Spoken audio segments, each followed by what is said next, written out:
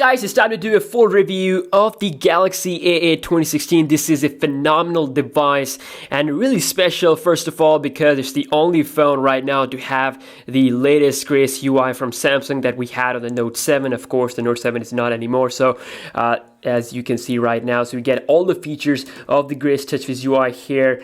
For example, the change quick settings, the secure folder. It also have always on mode, which makes it the first ever non-Galaxy S phone to have it. And also you can see it has a changed setting look here, the main setting look, the icons and everything. So it's truly amazing what they have changed in TouchWiz. So Galaxy A8 2016 is really the only phone right now to have this latest Grace UI.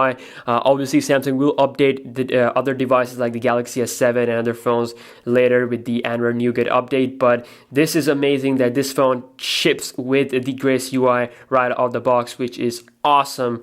And also we have always on display. So if we talk about the price of this device, it is coming at around $540 right now at this point. Maybe the price will go down, maybe it will price cheaper in US.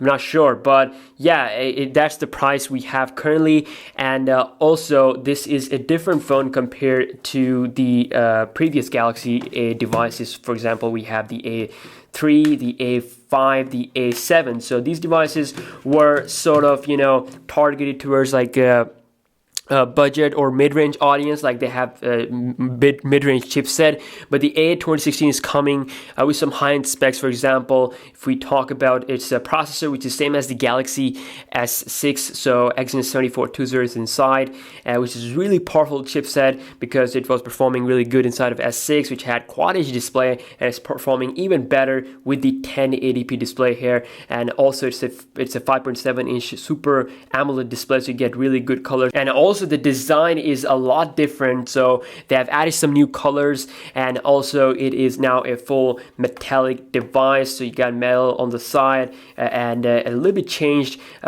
move from Samsung is that speaker has been moved to the top right corner, and also you have a touch capacitive fingerprint sensor home button here, so you don't really have to like press it anymore. You just have to place your finger like this. It just reads your fingerprint without pressing it. So it's like something they will take it forward to the next year flagships also. So it was first debuted with the Galaxy J7 Prime, so you can see it does have the speaker on the right and the touch fingerprint sensor home button. So yeah, these are some of the top highlights about this device. So I'm going to be talking about this completely everything, and also I'm going to be doing a review after 5 days from now, so that I'm going to give you like my 1 week later usage review, so you can make the final decision then. So yeah, let's talk about it. First of all, in this price, like I told you, you get a full metallic build quality. This is a blue color, okay? In my opinion, it looks really awesome. You can get it in black,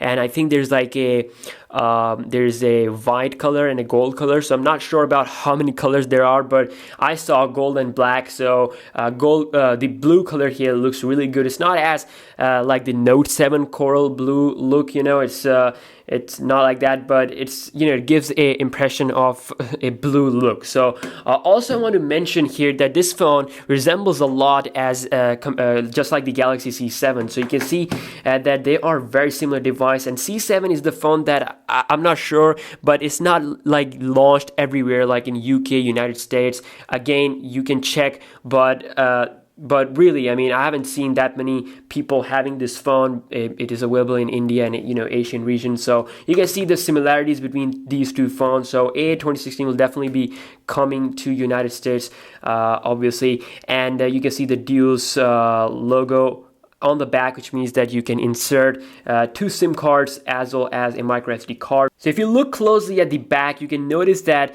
it does have antenna lines going around, on the edges, and also down here. So that's that. And also you can see the camera here is 16 megapixel f1.9. This is also an improvement compared to the A7, A3, and A5, and those devices have 13 megapixel camera. So f1.9 aperture size. I'm going to be talking about the camera and also showing you guys some camera footage and some pictures. So, and also in the front we have 8 megapixel camera, and the camera UI is also updated with the Grace UI. So that is all of what we have design-wise. I mean, the A8 2015 was great with design, and same thing with the 2016 model here is absolutely worth the money as far as the design and build goes. If you take a look at the display, this is Super AMOLED 5.7 inch. Really, the colors are top-notch and it's super bright. I have no problem with this display being, you know, outdoor, so it looks incredible. Playing games is really convenient because, of course, it's a big display, so I don't have any problem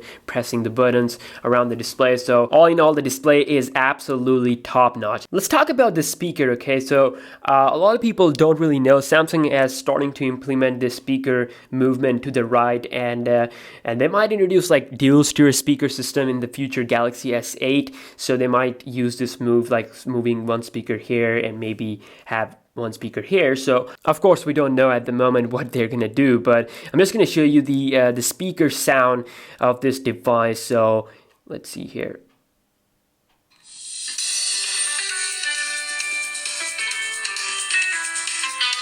You can see it gets really loud, so I love the speaker. Of course, just like the Galaxy S7, when your device is off, you can see that it does have the always on mode, so it gives you information about your time, your date, your month, and also your battery percentage. So it's great, and you can also apply some layouts in the main setting, in the settings of the always on mode, so you can do that. And if we dive right into the software, you can see the home screen looks really good. Every time you press and hold an application icon, it gives you option about the app info, so you can quickly check the application information. And if you have an application installed from the Play Store, then it's going to give you some couple of more options, like add it to secure folder, put it to sleep, or uninstall. And of course, you can take a look at the app information. You can also change the layout of the icons to make it a bit more smaller if you want to in the settings, so that's also there. Now, one of the big changes with the Grace UI is actually the quick setting area. Now you do have an arrow down below every option, so you can quickly adjust the options right from this quick setting area. So for example, with the torch, they added some new things like levels, so you can increase the intensity of the light all the way up to the level 5. So if I just quickly have this here, turn it on, you can see that every time I have the level 5, it just goes to the maximum level, so that is there. You can also look at some stuff like the secure folder is also there. Power setting mode is also tweaked, so now you get mid and max mode, so which is now easier to remember compared to the older ultra power setting mode. Now that term is removed, so we have the max mode here. If you quickly enable it, you got the option to limit the brightness. You can also limit the device performance, which is of course on. You can also prevent the background network usage. You can also customize this stuff. For example, limiting the brightness even more. You can also turn off the device performance if you don't want that. So they are giving you the full option. And of course, the full max mode is just like the ultra power setting mode. So it gives you really less options to play with in order to maximize the battery performance. So that is there. And one thing that is missing that I haven't seen here with this Grace UI compared to the Galaxy Note 7 is the blue light filter, which is like a night mode feature. So I haven't seen this anywhere. I checked the settings, so that is absent. So I just thought that I should let you know about that missing feature.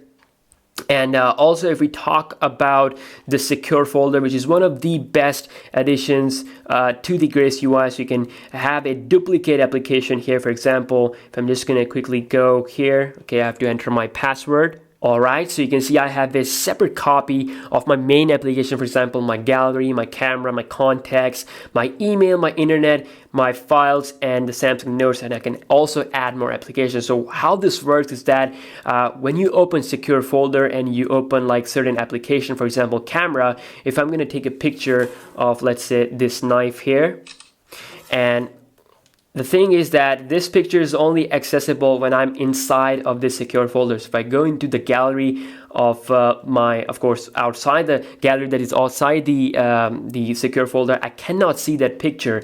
And if I go back to that secure folder, if I go into gallery, I can see those pictures. So you can see it basically hides the stuff that you do in the secure folder. And also the internet browser, if you use it in the secure range, it's not going to show up on the internet browser that is outside. Like I said, it creates a protected version of a certain application, you know, so it's, like I said, one of the best additions with the new Grace Touches UI. So this will of course come to even Samsung's mid-range phones next year. So if we dive into the app drawer, you can see we have a search bar to search the application. We also have these three dots here to edit the applications. For example, uninstalling them right from the app drawer. You can also touch and hold them to make folders. And also, if we take a look here at the sort options, you can sort them alphabetically or you can sort them custom like they are right now. And that is pretty minimal, I should say. I mean, the bloatware is pretty minimal. For example, we have three folders like Microsoft apps, so some important applications are there, Google applications are there, and some default or important Samsung application like the Gear, the SYs, the Galaxy apps. And yeah, I mean, really the bloatware is very less on this phone. And this is how the SIM card tray looks like. So you have a tray for the SIM card number 1 and a second tray for the option for the micro SD card or a second SIM card. So you cannot insert two SIM cards and one micro SD card at the same time, so you do have to remember that. Now under the hood we have 3 GB of RAM along with the Exynos 7420 processor. Now this is a pretty good combination considering it is having a 1080p display. Obviously you might be thinking that should have to go with like an Exynos 8 series processor, but that is for their top end devices, and really it is enough. I mean, the performance is top notch. I haven't seen any lag on this device, and obviously I'm going to be doing some comparisons with other devices like OnePlus 3, Galaxy S7, so you should be able to get a better idea with that, with those side-by-side speed test comparison. But overall, they're not going to lag. It's going to give you a really good experience overall with the daily day-to-day usage. So I mean, this is pretty enough.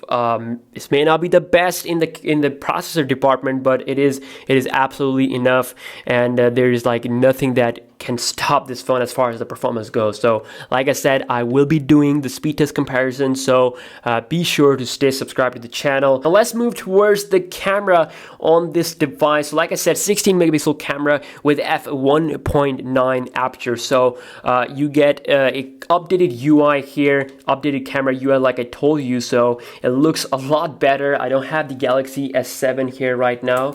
Okay, I do have it, but just quickly show you guys side by side here the comparison of the UI. You can see that how much better the UI is on the A8 2016 side by side.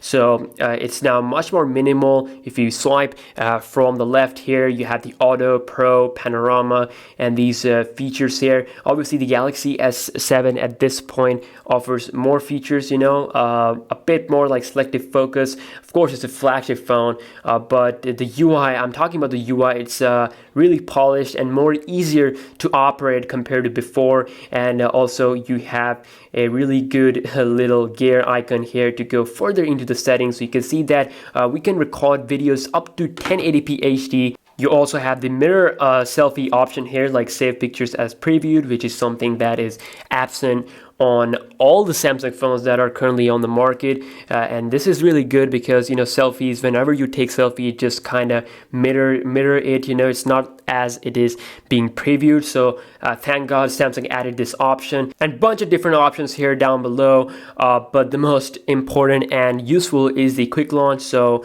you can quickly launch the camera here by double pressing the home button, and it is really fast and reliable. So if you talk about the picture quality, the outdoor performance is great, like the way it handles exposure, the color reproduction. I'm pretty satisfied, and also same goes for the low light performance. It's not as good as the Galaxy S7, but it is doing a pretty decent job. F1.9 aperture size, more than enough actually to have some good performance in some extremely low light conditions. And same goes for the 1080p video. I was able to get some really good autofocus, fast autofocus performance out of this phone while recording a 1080p indoor footage. So all in all, all, it's a great camera, but they should have added the ability to record a 4K video, which was available in the Galaxy S6. But for some reason, the Samsung likes to have like a boundary between their top-end phones and their high-end mid-range phones. So really, that's why they did not put the ability for this phone to record up to 4K. So 1080p, it's only the option we have. We talk about the battery life on this device. Now, this is something that I was instantly getting asked. This question was instantly being sent to me by a lot of users. So the thing is, the battery is 3,300 mAh. So far, it's been really, you can say, solid. The battery, it does have fast charging, so it charges up to 100% in just 1 hour and 12 minutes. And as far as the usage goes, it's going to easily survive up to 1 day without any problem. Obviously, I'm going to be doing a separate video for the battery life, but as far as my experience goes with these phones, it can able to survive up to 1 day without breaking a sweat. So that is the Galaxy A8 2016 video review here. If you have any questions, you can let me know in the comment section below, any video requests you have. And like I said, there's gonna be a video review after 5 days of usage, 1 week later. So I'm going to give you guys some more insight about this phone, and stay tuned for all the speed tests that are coming right away. So yeah, in the meantime, like I said, you can ask me some video requests down below in the comment section, and I'll see you guys in the next one. Peace out.